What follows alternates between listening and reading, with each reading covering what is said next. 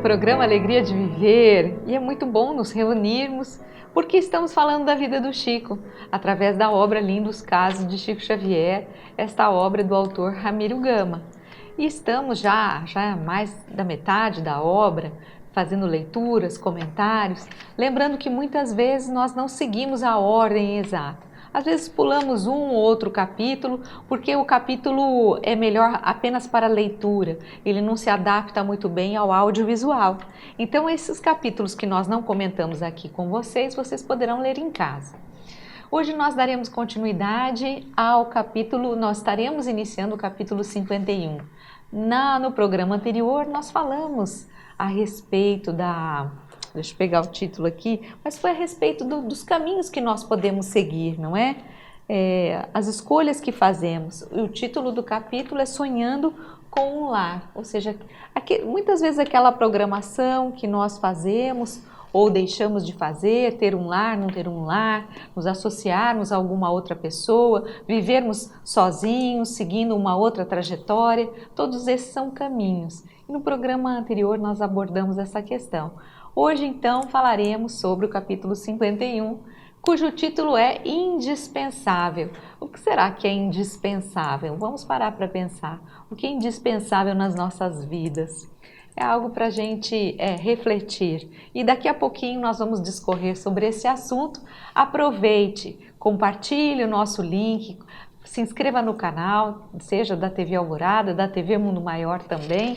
E assim, você deixando seus comentários, você estará colaborando para que mais pessoas consigam assistir Lindos Casos de Chico Xavier. Então, vamos em frente. Eu sou Solange Sauan Godoy, junto com o nosso querido André Luiz Ruiz. Como vai, André? Olá, Solange. Olá, queridas irmãs. O nosso programa Alegria de Viver procura levar essa alegria verdadeira ao seu coração através de ensinamentos tão lindos que todas estas obras, esses casos que nós temos aqui, esses lindos casos, nos estão inspirando. Eu tenho feito sempre que possível comentários juntamente com a Solange sobre o fundo moral dessas histórias. Hoje nós vamos fazer um pouco diferente. Nós vamos dar a você o desfrute, a degustação de algumas histórias para que você também possa por você mesmo fazer essa aferição, essa busca, essa avaliação pessoal, porque são histórias brejeiras, são histórias alegres, são histórias interessantes que muitas vezes dizem respeito à nossa própria rotina de vida. Então, hoje nós não estaremos discorrendo filosoficamente sobre determinado tema específico de uma única história. Nós vamos abordar algumas para você poder desfrutar dessa beleza que foi a vida de Chico Xavier como médium, como irmão, como filho, como pai de muita gente, como vimos na semana passada, como mãe, né, de todos os seres que Deus colocou sob sua tutela. Então, agora, como a Solange já disse, vamos ao capítulo 51, Indispensável. Preste atenção nisso, olha lá. O Chico recebera um convite reiterado para assistir a uma solenidade que um centro espírita de determinado lugar, um pouco distante de Belo Horizonte, realizaria. A carta convite, assinada pelos diretores do centro, contendo elogios, encômios à sua pessoa pessoal, sua condição de médium, dizia na carta que a sua presença era indispensável. É o título do capítulo, né? O Chico pensou muito naquele adjetivo, indispensável. Sentiu a preocupação dos irmãos distantes, ansiosos pela sua presença. Certamente iria realizar uma grande missão e não relutou mais. Então, junto ao seu bondoso chefe, justificou sua ausência por 2 dias. Comprou a passagem na Central do Brasil, pegou o trem e foi para lá, foi para a cidade, onde havia a cerimônia do centro espírita. No meio da viagem, quando já sonhava com a chegada, antes sentindo a alegria dos irmãos, Emmanuel lhe aparece e diz: Então, você se julga indispensável e por isso rompeu todos os obstáculos e viaja assim como quem, por isto mesmo, vai realizar uma importante tarefa. Já refletiu, Chico, que o serviço do ganha-pão é indispensável para você? Pense bem. Bem, veja só, né? Aparece Emmanuel e diz que indispensável é o pão que ele vai ganhar para sustentar os irmãos dele.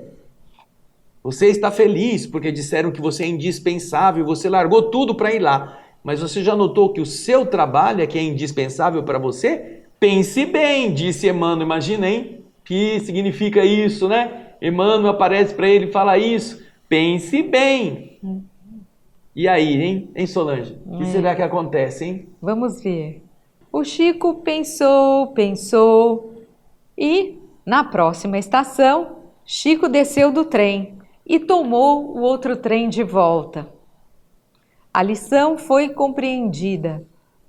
Seus irmãos de mais longe, com o seu não comparecimento, compreenderam a lição também. Contam outros biógrafos que o Chico chegou na estação, passou um telegrama para os irmãos que estavam esperando por ele, se desculpando, e então pegou o trem de volta e voltou para a sua cidade, onde ele continuaria trabalhando, onde de verdade era indispensável manter o padrão do sustento da sua família. Mas quando Emmanuel diz isso a ele, obviamente não está se referindo somente ao salário do mês, né, Solange? Questão material, exatamente. Está se referindo, olha, ninguém que diga a você que é indispensável deve você ouvir isso como se fosse realmente uma coisa que você realmente é.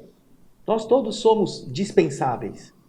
Então, se você estava querendo enaltecimento para poder ser levado a uma situação em que a sua mediunidade iria realçar o evento, você está abrindo brecha para algum tipo de ilusão de entidades que querem se valer dessa perspectiva de importância. Preste atenção. Na verdade, é esse o alerta de Emmanuel. Tanto é que você vê que o texto que nós mostramos a você, a palavra indispensável, como Emmanuel diz ao Chico, vem em letras maiúsculas, em que se realça justamente a postura de alguém que aceitou o qualificativo, ao invés de dizer, não, eu não sou indispensável, todos nós somos pessoas que precisamos trabalhar, e, portanto, eu não poderei estar aí porque eu tenho compromissos. Não é? Emmanuel quer realçar na mente do Chico como uma lição para nós que estamos lendo, não porque o Chico precisasse disso, já que era a humildade em pessoa, para nós essa lição é fundamental. Porque, de verdade, quando nós vamos ao Livro dos Espíritos, na questão 469, se não me engano, deixa eu pegar aqui, a influência dos espíritos sobre... A influência oculta dos espíritos sobre os nossos pensamentos. 466. Kardec pergunta aos espíritos, por que Deus permite que os espíritos nos excitem ao mal? Ou melhor, desculpe, 469, é essa mesma, 469. Por que meios se pode neutralizar a influência dos maus espíritos? Como a gente consegue neutralizar a influência deles? Aí vem a resposta dos espíritos. Fazendo o bem e colocando toda a vossa confiança em Deus, repelis a influência dos espíritos inferiores e destruís o império que eles querem tomar sobre vós. Evitem escutar as sugestões dos espíritos que levam vocês aos maus pensamentos, que sopram a discórdia entre vocês e vos excitam as más paixões. Agora, presta atenção no que vem agora. Desconfiem, sobretudo, daqueles que exaltam o seu orgulho, porque eles vos tomam por sua fraqueza. O orgulho, indispensável, importantíssimo. Sem você não tem como fazer a reunião. Você é fundamental. Essas entidades, sabendo de nossas fragilidades na área da vaidade, nos enchem de elogios, de apupos, de enaltecimentos, porque eles tomam a gente pela nossa fraqueza. E uma vez que a gente cede, a gente está cooperando com as entidades inferiores e nos afastando dos nossos amigos reais que querem nos dizer, olha, a tarefa é mais importante do que qualquer outra coisa. Trabalhe. Você precisa desta obra, você precisa realizá-la e os demais que vão ficar esperando não vão morrer pela sua ausência. É a lição que nós tiramos desse capítulo 51 e o próprio Chico, humildemente, Emmanuel não mandou ele voltar, você está vendo? Emmanuel não disse para ele, desce do trem aí que você tem coisa para fazer. Não, pense de verdade no que é indispensável. O seu trabalho, você abriu mão do trabalho para ir a uma reunião social de um centro espírita, claro que você ia fazer alguma coisa de bom, porém o seu trabalho é o principal, você precisa do recurso. Então, pense bem. E Emmanuel desaparece, ele não fica esperando o Chico tomar atitude. Aí, humildemente, obediente, como o Chico sempre foi, que é aquilo que ele prometeu no dia em que Emmanuel lhe aparece lá no açude, logo no começo, disciplina, disciplina, disciplina. O Chico, então, espera o trem parar na próxima estação, desce na estação, passa um telegrama para os irmãos que o esperavam e volta para a sua cidade. Símbolo de humildade, de obediência, de disciplina. E isso é algo favorável que o mundo espiritual leve em consideração, porque nos abastece de uma atmosfera positiva, de uma postura nobre, e essa postura nos defende, nos ampara, que é o que essa história nos está mostrando, ok? Solange, pode comentar. O interessante é que no final aqui diz que, além da lição, que foi uma lição para o Chico, também foi uma lição para as pessoas que fizeram o convite, porque provavelmente elas ficaram sabendo do que aconteceu e do aviso de Emmanuel e da decisão do Chico realmente, de que ninguém é indispensável, apesar deles acharem que o Chico era indispensável. Deve ter sido uma decepção para quem estava esperando, não é mesmo?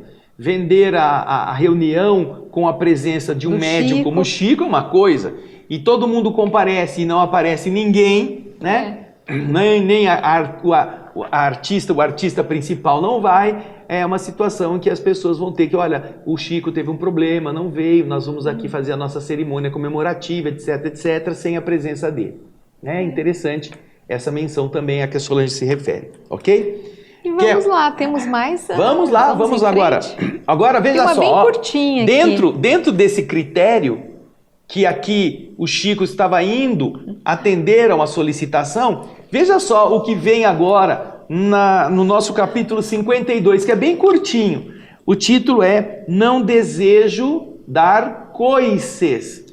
Coice, para quem não sabe, é aquela atitude do cavalo, do burro, que se protege com a pata de trás, desferindo golpes para afugentar ou para agredir alguém que é uma ameaça. Então isso é a palavra coice. Isso. É um tranco que o animal dá. Então, eu não desejo dar coices. É o título desta pequena historinha que o Ramiro Gama traz para nós, que nós vamos compartilhar com você. Vamos lá. Alguém aconselhou ao Chico sair por uns tempos de Pedro Leopoldo para descansar, arejar as ideias e gozar um pouco a vida.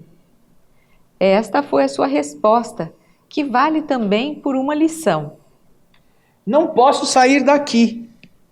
Neste abençoado lugar, vivi como um burro bem vigiado, e por isso meus coices são bem controlados. Mas, se eu sair, vou dar coices à torto e à direito. Não, deixem o burro preso e feliz onde ele está. Nada a ver, não é, com o indispensável do capítulo anterior, o 51. Agora eu sou um burro, que estou feliz porque aqui eu estou num cercado onde todo mundo me vigia e meus coices são controlados. Porém, se eu sair em campo aberto, se eu sair para outro lugar, vou me sentir à vontade, posso dar coice demais em muita gente, em muitas situações, e isso não é bom. Eu prefiro ficar aqui mesmo, onde eu estou, onde as pessoas estão acostumadas comigo, já me compreendem, e eu posso ser feliz aqui, do meu jeito. Olha que atitude bonita, né? Esse modo de considerar-se sempre como alguém em uma situação de defeito, em alguém que está com uma situação de contenção, para não aceitar essas facilidades que ainda assim a mente de outras pessoas, não, Chico, para um pouquinho, você está muito desgastado, dá um passeio, vai se arejar um pouquinho, sai desse tumulto, você está muito estressado. São conselhos que aparentemente são bonzinhos, né? São agradáveis, que nem a história do casamento. Chico, casa, Chico, você precisa ter uma companheira. E o Chico disse, não, eu estou bem sozinho, mas à noite ele ficou remoendo, né? Ruminando a ideia, escreveu uma carta para o Manuel Quintão, que ele se achava uma árvore sem fruto, sem ninho, sem flor, sem folha, uma árvore estéril. E então ele teve aquele sonho bonito do vaso com o perfume, que quando está dentro do vaso, dentro do frasco, o perfume só perfuma o frasco. Mas quando ele sai, ele perfuma tudo. Então você vê, né, que agora o Chico tem uma reação positiva para colocar as pessoas na condição de que, olha, eu sei que eu preciso é estar aqui e eu vou continuar aqui. Muito obrigado pela sugestão, que eu sei que é no bom sentido, mas deixa eu quieto no meu canto. Basicamente é isso, não é mesmo, Solange? Eu acho interessante também a gente colocar, porque isso aconteceu com o Chico. Ele tem os motivos deles e as questões, né, ligadas à mediunidade dele. Nada aqui contra as pessoas que estão trabalhando demais, que precisam de um descanso, que precisam arejar um pouco. Tudo isso é salutar. Não é uma coisa ruim, não é algo que seja reprimível. Mas o Chico, por determinadas questões, eu acredito que as questões mediúnicas, e justamente pela tarefa que ele tem, ele realmente se privava dessas questões, justamente para dar prosseguimento àquilo que ele deveria fazer. Essa figura do aproveitar o tempo é muito interessante, porque Geraldo Lemos Neto, o Geraldinho, que tem feito várias lives contando sobre coisas que ele vivenciou com o Chico, ele relata que o Chico chegava às vezes na casa dele de madrugada do trabalho, às 3 da manhã. Quando era 6 da manhã, o Chico já estava de pé, porque o Chico é que dava comida para os gatos. E depois ele já ia começar a trabalhar. Então o Chico às vezes dormia 2 horas por noite. E em certa ocasião, o Geraldinho conta que perguntou ao Chico, Chico, mas como é que você consegue? Você tem tantas coisas, você faz tantas coisas e dorme tão pouco. Chico, se não dormir 8 horas, eu sou um trapo no dia seguinte. E o Chico diz ao Geraldinho, Geraldinho, com o tempo, você precisa aprender a retirar horas do seu sono, sequestrar horas do seu sono para poder realizar mais coisas, aproveitando o tempo. Essas são lições que, obviamente, o Chico vivia para si, mas ele não impunha isso para ninguém. Ele apenas vivenciava isso porque ele sequestrava horas do sono para estar em vigília, trabalhando, orando, enviando livros, enviando mensagens, fazendo psicografias nos horários mais tranquilos da noite. E com isso, aproveitar para que mais mensagens chegassem às outras pessoas. E o mundo espiritual o abastecia também em sintonia com as forças cósmicas, né? Para lhe dar essa dinâmica, e ele não ficava cansado, ele não ficava abatido, ele não ficava desgastado. Então você vê que o Chico tinha uma visão muito diferente desta que às vezes as pessoas têm a nosso respeito. Você está trabalhando muito, você está muito desgastado. É a interpretação que alguém faz. Porém, a pessoa que tem noção da tarefa, muitas vezes ela decidiu ser assim, ela quis ser assim, para a sua própria elevação. Não que os outros têm que ser igual, não que uma pessoa não possa tirar férias, não possa ter um fim de semana para passar com a família, não é a escravização, mas é você escolher caminhos que você se dê bem, que você se sinta bem. Agora, eu fico pensando, imagina um espírito como o Chico, aliás, é difícil até a gente tentar se colocar nesse lugar, mas ele, com a amplitude de conhecimentos que ele tinha, o Chico foi Kardec, E Chico voltou agora para dar seguimento à obra que Kardec havia, né, compilado. Então, o entendimento desse espírito é tão grandioso e a importância de uma tarefa como essa é tão grande que ele sabia que ele não podia perder um minuto. Então ele aproveitou, ele é um exemplo de alguém que aproveita a encarnação, eu acho que ele aproveitou ao máximo. Porque essa questão que o André comentou agora há pouco de dormir 2 horas por noite, isso não é para qualquer um. É para um espírito muito determinado, evoluído, um espírito que sabe da necessidade do trabalho, de implementar o máximo que ele pudesse no período em que ele estivesse encarnado, aproveitando ao máximo, no limite, essa encarnação, porque assim ele conseguiria estender tudo o que precisava ser divulgado, estendido, levado adiante nesse período de vida que ele tinha.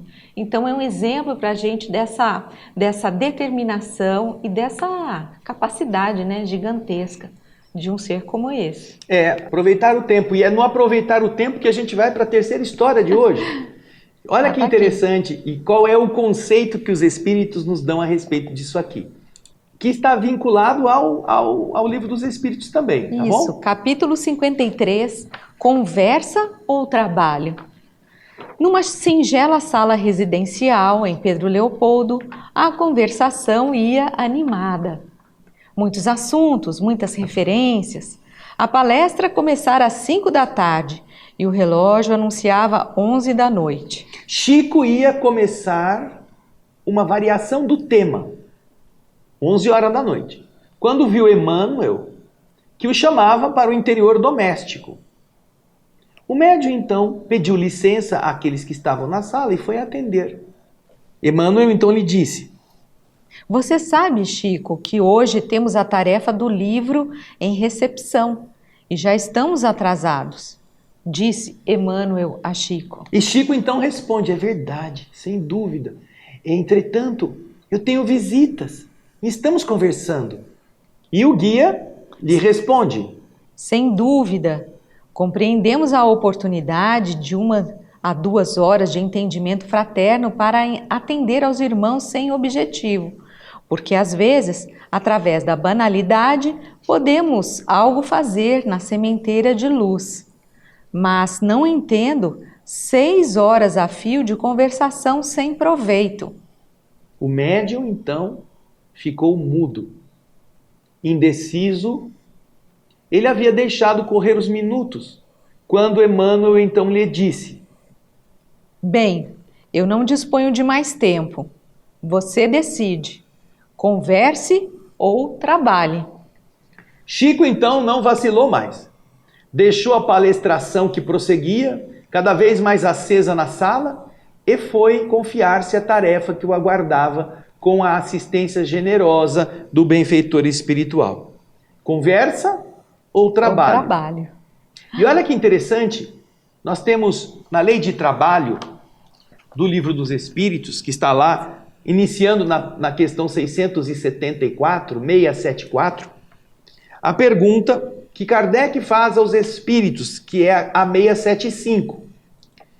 Não se deve entender pelo trabalho senão as ocupações materiais? Perguntou Kardec. Apenas fazer coisas materiais é que se deve compreender como trabalho? E os espíritos respondem: não. O espírito trabalha como o corpo. Toda ocupação útil é um trabalho. Portanto, conversar é um trabalho. Escutar alguém é um trabalho. Assistir a algum documentário é um trabalho, porém, para que ele seja qualificado como tal, ou cada uma dessas ações sejam vistas como trabalho, é preciso que haja um fim útil. Seja o fim de você trocar ideias construtivas, o fim de você escutar um desabafo que pode salvar a vida de uma pessoa às portas do suicídio, ou o fim de você se instruir a respeito daquilo que está passando para você se tornar uma criatura mais culta. Então, se há uma utilidade, o mundo espiritual considera trabalho. Então você vê, né? Emmanuel não nega isto. Ele diz no texto: nós consideramos que de 1 a 2 horas de conversação com espíritos que estão buscando entendimento fraterno e que não têm outro objetivo, essas 2 horas podem, às vezes, nessas banalidades, fazer algo para semear a luz na mente dessas pessoas. Então, 1 a 2 horas, conversando, ouvindo, ponderando, rebatendo opiniões, etc, etc, pode ser algo útil para esses que não estão com objetivos mais profundos, só querem bater papo. Agora, olha só o que Emmanuel fala. Eu não entendo 6 horas a fio de conversação sem proveito. Imagina, 6 horas batendo papo. E olha, são 11 horas da noite. Emmanuel está esperando o Chico para escrever livros. Para escrever. Através da psicografia. E aí o Chico fica assim, o senhor sabe, né? A gente está com visita. E o Emmanuel diz, eu sei, mas são 6 horas que vocês estão batendo papo. Eu não posso esperar mais. Ou você vem trabalhar ou você fica na conversa. E então, Emmanuel vai para o quarto onde o Chico psicografava. E o Chico, então, enfia a violinha no saco, né? Vai lá com os amigos. Gente, vocês dão licença um pouquinho, que agora eu vou ter que trabalhar. Jeitinho mineirinho. Vocês podem continuar à vontade aí, fica aí. Emmanuel tá me chamando. Tricotando quanto quiser, que Emmanuel tá... Vou precisar ir embora, dá licença, viu? E aí o Chico foi e cumpriu a sua tarefa.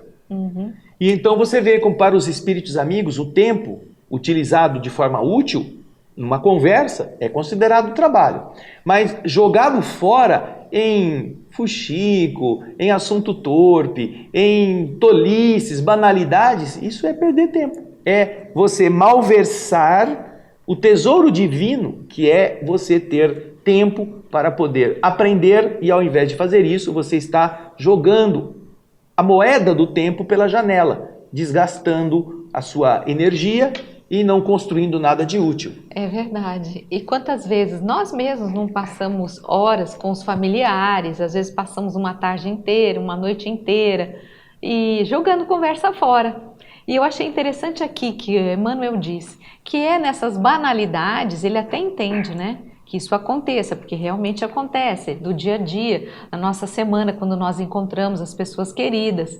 E nem sempre as pessoas, aliás, quase sempre as pessoas não querem ter uma conversação edificante. As pessoas querem falar bobagem, querem brincar, querem, né, falar sobre algo que está acontecendo no momento, são aquelas banalidades. Mas Emmanuel disse que essas conversas até que são importantes quando nós conseguimos semear, ele utiliza essa palavra, fazer essa semeadura. Às vezes, numa conversa, entre uma conversa e outra, você consegue passar algum ensinamento mais edificante, fazer com que as pessoas pensem um pouco sobre questões espirituais, tentar elevar um pouco o assunto ou levar o assunto a um determinado tema que seja um pouco mais edificante. Então, às vezes as coisas estão muito, né, às vezes estão meio correndo, solto, vamos dizer assim, mas se você der uma direção, de repente você consegue colocar uma sementezinha positiva na cabeça das pessoas. Você consegue falar de um determinado tema, como nós vimos, né, inclusive lá nas lições anteriores, quando as mulheres colocaram, né, no Chico aquela ideia, né, de que o Chico estava muito sozinho e tudo mais, e o Chico ficou pensando nisso, nós vimos isso nos programas anteriores, quer dizer, você também pode utilizar da sua palavra para semear um pouquinho, semear de repente um tema, alguma coisa importante, algo que você viu ou que você leu, um programa que você assistiu, uma palestra que você achou bacana, um tema do espiritismo que você fala, gente, vocês imaginam, olha, na doutrina espírita eu vi tal coisa que eu achei muito interessante, de repente você joga uma sementinha. Você não precisa ficar falando a tarde toda sobre isso, mas não perca a oportunidade de sempre fazer uma colocação com uma finalidade mais útil. Esse conselho, né, que a Solange está dando representa para nós um alerta, porque às vezes a conversa é engraçada, a conversa é boa, a conversa é interessante, as pessoas estão atentas. Então é bom, é sempre bom que nós tenhamos alguns assuntos que podem ser uma ponte entre aquele tema volúvel, aquele tema superficial, e uma reflexão um pouquinho mais profunda, para jogar isso na cabeça das pessoas. Mesmo que não se torne um assunto mais candente. Você sabia, por exemplo, que em tal lugar aconteceu tal coisa? Você sabia que foram filmadas entidades saindo do corpo num hospital? Vocês já tinham visto isso? Você pode jogar um assunto de curiosidade para quem está ouvindo.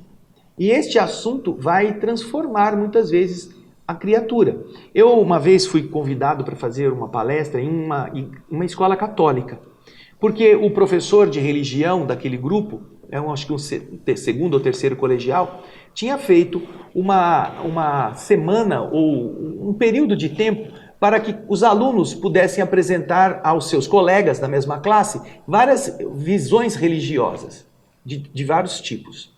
E o professor era um padre que não usava batina, mas que estava no seminário, estava estudando para se tornar padre, já era professor de religião na escola. E aí, um dos temas que foi franqueado aos alunos foi a doutrina espírita.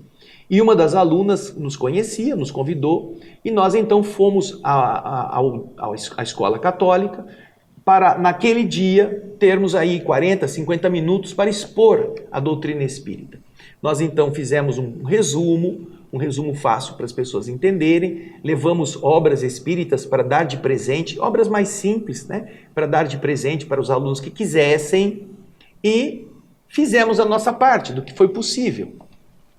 Terminamos, fomos embora, o professor continuou com os projetos dos próximos alunos, e depois de uns 2 anos, mais ou menos, eu recebi um e-mail no meu e-mail pessoal. E esse e-mail veio assinado pelo professor, o padre. E nesse e-mail o padre dizia que depois daquilo que ele havia ouvido, ele havia deixado de ser padre. Ele havia renunciado à sua carreira eclesiástica para estudar essas realidades do espírito. E isso foi 2, 3 anos depois. Imagina quanto daquilo que ele ouviu ficou marcando na sua mente. E os bons espíritos ficaram fazendo ele pensar e refletir e comparar. Então, por alguns 50 minutos, alguma pessoa fala assim: é muito pouco tempo para explicar o espiritismo. É pouco mesmo. Um amigo nosso uma vez nos ofereceu, ele tinha um programa de televisão que era um programa policial, né? Uhum. E ele falou assim: André, eu não aguento mais ficar falando de crime. Eu queria saber se você não podia. Eu já falei com a direção do programa, eles estão de acordo. Você é capaz de fazer 1 minuto com uma mensagem positiva? 1 minuto. Falei: Geraldo, é o nosso querido Geraldo Luiz. Na cidade de Limeira ele tinha esse programa. Falei: olha, eu não sei se vou ser capaz, mas eu vou tentar. E então nós inauguramos o programa 1 Minuto para a Felicidade. E nos programas diários de polícia que ele tinha, ele falava assim: gente, agora pera um pouquinho, nós vamos ouvir 1 Minuto para a Felicidade. E aí soltava 1 minuto que a gente já tinha gravado antes, e esse minuto ficava fazendo as pessoas pensar sobre aquilo que era um tema espiritual. Não era espírita, puramente espírita, era um tema humanista, um tema de paciência, de perdão, de compreensão, de ajuda, de alegria, sempre positivo. E isso, né, passou a acontecer diariamente no programa do Geraldo Luiz. Esse nosso quadro de 1 Minuto para a Felicidade até hoje existe, já não há mais o programa do Geraldo, mas nós continuamos a fazer, e todos os dias nós enviamos um arquivo para as nossas listas com 1 minuto, que às vezes são 2 minutos, 2 minutos e meio, às vezes 1 minuto e 30, mas que tem sempre essa visão positiva.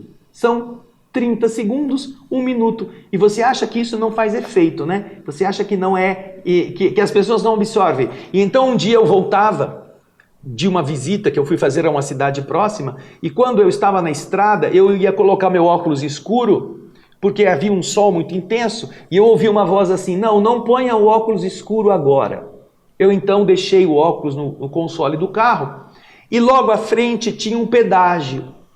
Eu então parei no pedágio, na cabine do pedágio, peguei o dinheiro e entreguei para a pessoa que estava cobrando o pedágio. Não era sem parar, era pago em dinheiro.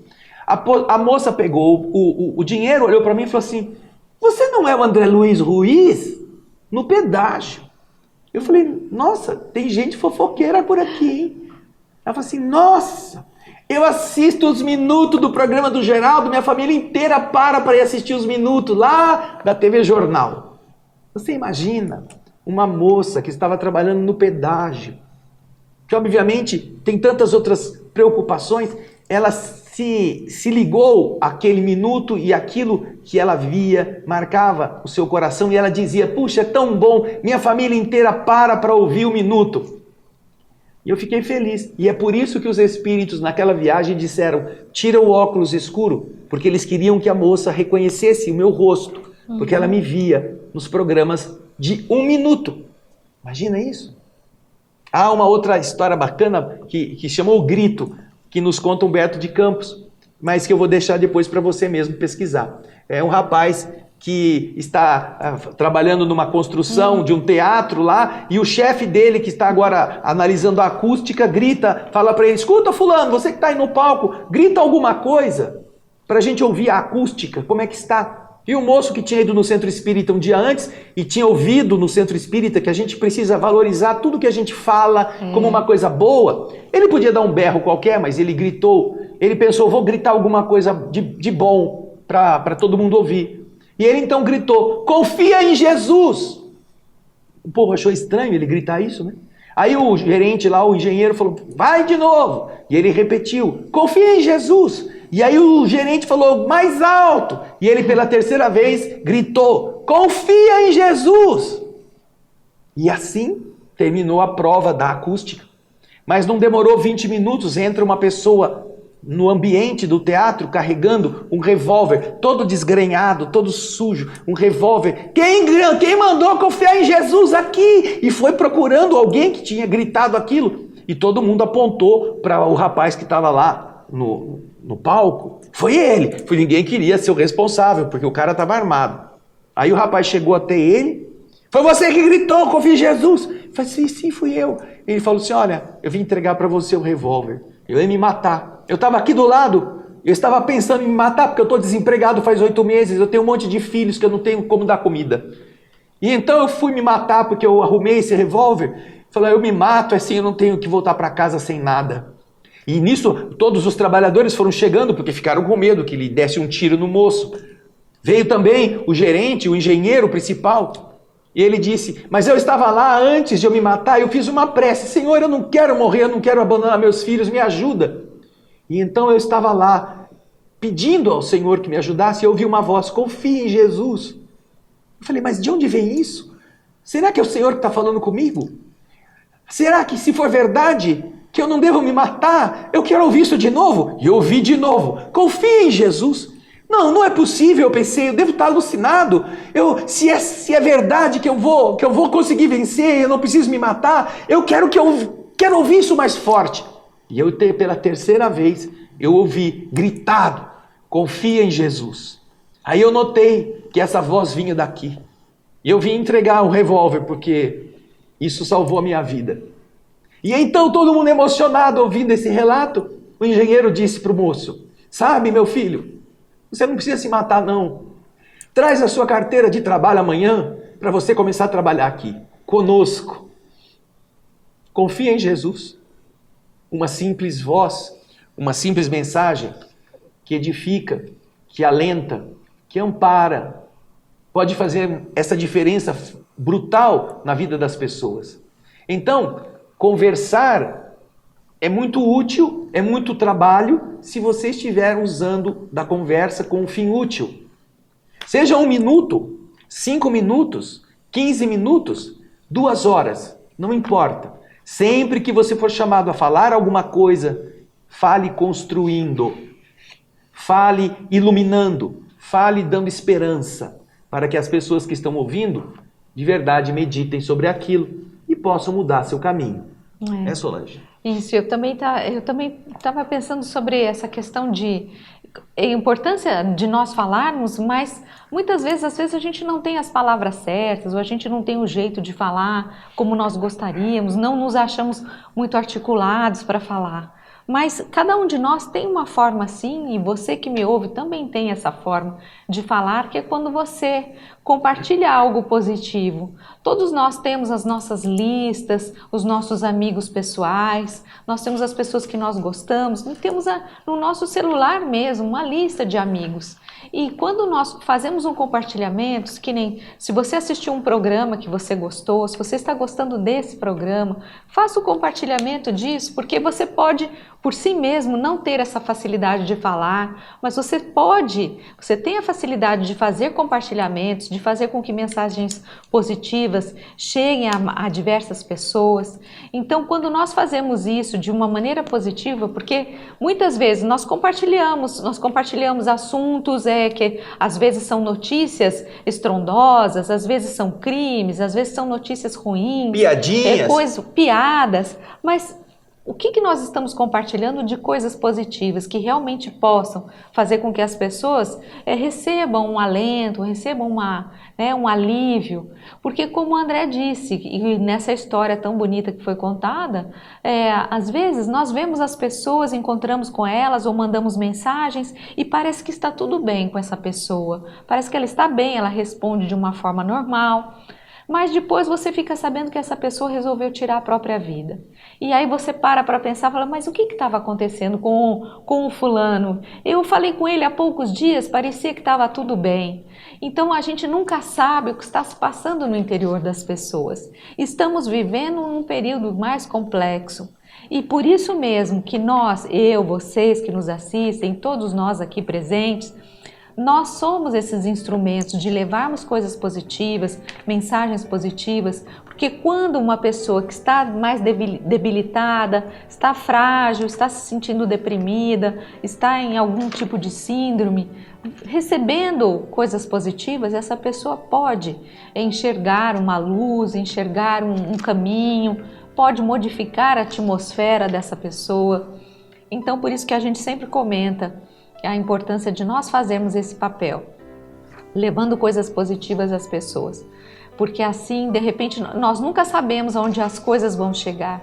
E pode ser que nós sejamos, então, esse instrumento do confia em Jesus na vida de alguém. Então, alguém que está pensando em fazer uma bobagem, que aliás, se isso estiver passando pela sua cabeça, tire isso da sua mente imediatamente. Você nunca deve dar valor a uma ideia como essa, de tirar a sua própria vida. Pense em ser essa pessoa que leva esse confia em Jesus a outras pessoas, que a gente pode salvar realmente alguém de uma situação muito mais difícil e triste. E essa lembrança você se torna a ferramenta. Você manda um link que a pessoa acabou de fazer uma prece, está desesperada, não tem um caminho para seguir, e você acabou de postar uma coisa boa para ela ver. E aquilo que você postou, para você foi mais uma postagem, mas para ela, que havia feito a oração pedindo a Deus um caminho, foi a resposta que Deus mandou para ela. Exato. Pensa nisso, não é? É isso aí. Isso aí, gente. Muito bom. Legal, né? Quantas histórias bacanas no Lindos Casos de Chico Xavier. A gente espera você no nosso próximo Alegria de Viver. Tchau. Tchau.